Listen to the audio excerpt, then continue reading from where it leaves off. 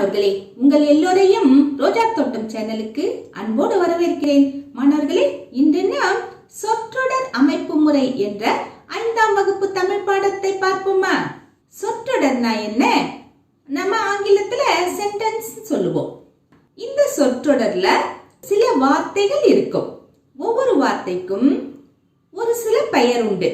அது என்னென்ன, அவை எப்படி வரும், இதையெல்லாம் நம்ம பார்க்கலாம். ஏன்னா நம்ம பேசும்போது வார்த்தைகளை எல்லாம் சேர்த்துதான் வாக்கியங்களா பேசுறோம். நாம பேசுற வாக்கியம் எப்படி இருக்கும், அதுல என்னென்னலாம் வரும் அப்படிங்கறத பத்தி நாம தெரிஞ்சுக்கணும் இல்லையா? முதல்ல பாருங்க, எழுவாய். எழுவாய்னா என்ன?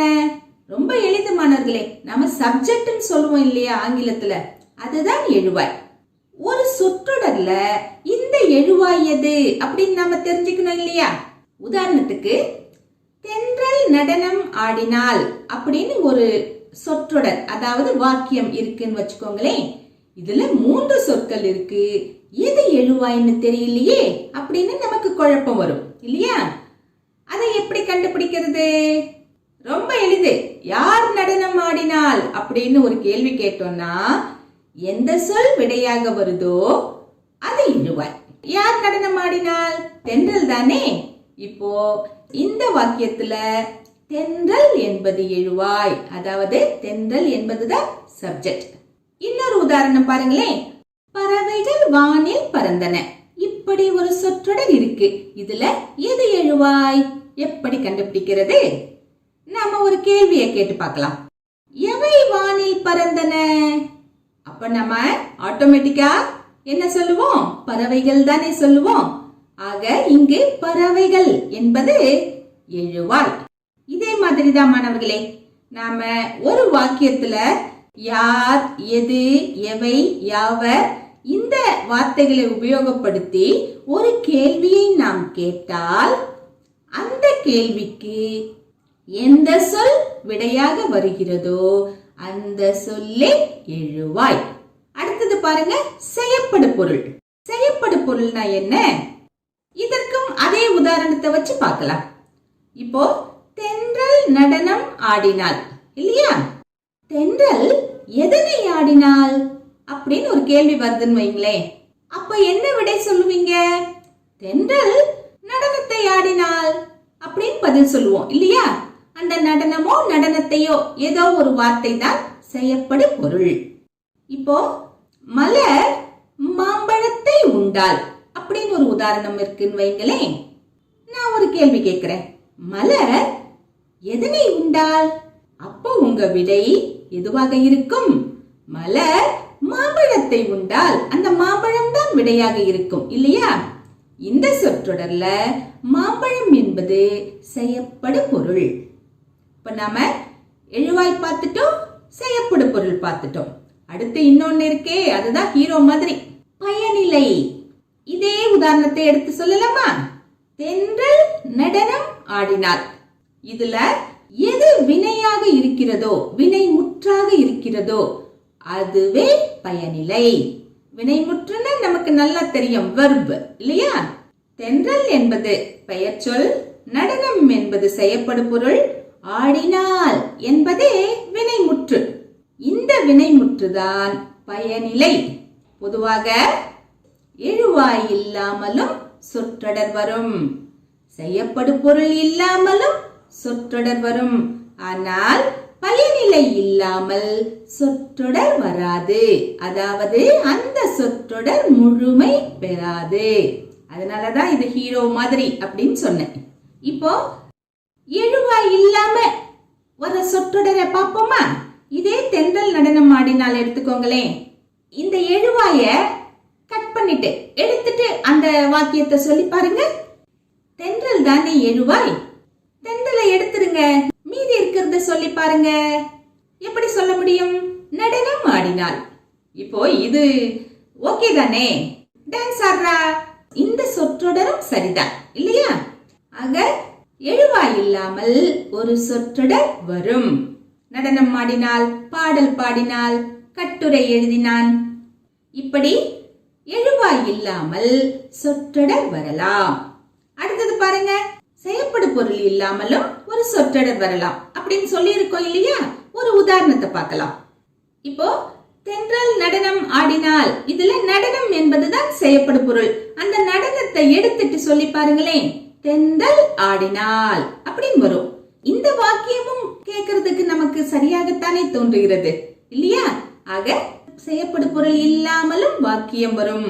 இப்ப பாருங்க, ராமன் கட்டுரையை எழுதினான் அப்படின்னு இருந்ததுன்னு வைங்களேன், அந்த கட்டுரையை இதுதான் செயற்படு பொருள். அதை நாம எடுத்துட்டோம்னா ராமன் எழுதினான் அப்படி வரும். அந்த வாக்கியமும் நமக்கு சரியாகத்தான் தோன்றுகிறது இல்லையா? அதுதான் எழுவாய் இல்லாமலும் சொற்றொடர் வரலாம், செயற்படு பொருள் இல்லாமலும் சொற்றொடர் வரலாம், ஆனால் பயனிலை இல்லாமல் வராது அப்படின்னு சொல்றோம். இப்ப பயனிலையை எடுத்துட்டு ஒரு சொற்றொடர் எப்படி இருக்குன்னு பார்க்கலாமா? தென்றல் நடனம் ஆடினாள் அப்படின்னு இருக்குன்னு வைங்களேன். இதில் பயனிலை என்பது ஆடினாள். அந்த ஆடினால நீங்க எடுத்துருங்க, மீதியை மட்டும் சொல்லி பாருங்களேன். தென்றல் நடனம். இந்த சொற்றொடர் முழுமை பெறுகிறதா? இல்லை, தொங்கி நிற்கிறது இல்லையா? அதே மாதிரி இன்னொரு உதாரணம் பாருங்களேன். பறவைகள் வானில் பறந்தன அப்படின்னு சொன்ன இல்லையா? ஒரு வாக்கியம். பறந்தன என்பது பயனிலை, அதாவது வினைமுற்று. அதை எடுத்துருவோம், மீதி இருக்கிறத மட்டும் சொல்லி பாருங்களேன். பறவைகள் வானில். வாக்கியம் முழுமை பெறுகிறதா? இல்லை, அது தொங்கி நிற்கிறது. ஆகவே இது ஒரு சொற்றொடர் அல்ல. பயனிலை இல்லாமல் சொற்றொடர் இல்லை. அடுத்தது பாருங்க, கற்பவை கற்ற பின் கேட்டிருக்காங்க. என்ன கேட்டிருக்காங்க? தொடரின் அமைப்பு முறையை அறிந்து கூறுக அப்படின்னு சொல்லிருக்காங்க. நமக்கு தொடர்னா என்னன்னு தெரியும், சொற்றொடரத்தான், ஒரு சென்டென்ஸ் தான் இந்த மாதிரி கேட்டிருக்காங்க. இதனுடைய அமைப்பை பற்றி சொல்லிருக்காங்க. எப்படி சொல்லலாம்? ஒரு தொடரில் எழுவாய், செயற்படு பொருள், பயனிலை ஆகிய மூன்றும் இடம்பெறும். சில சமயம் எழுவாய் இல்லாமல் செயற்படு பொருள், பயனிலை மட்டும் கூட இடம்பெறும்.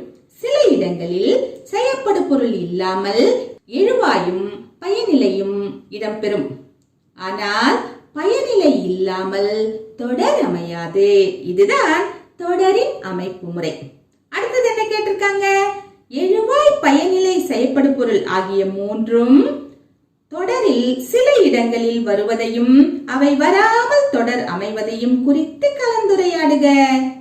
அதாவது என்ன கேட்டிருக்காங்கன்னா, எழுவாய், பயனிலை, செயற்படு பொருள், இதுல சில இடங்கள்ல எழுவாய் இல்லாம வருது, சில இடங்கள்ல செயற்படு பொருள் இல்லாம வருது, ஆனா பயனிலை இல்லாம எந்த சொற்றொடர் வருதில்ல. இத பத்தி டிஸ்கஸ் பண்ணுங்க, கலந்துரையாடுங்க. ஏன் இப்படி அப்படின்னு கேக்குறாங்க.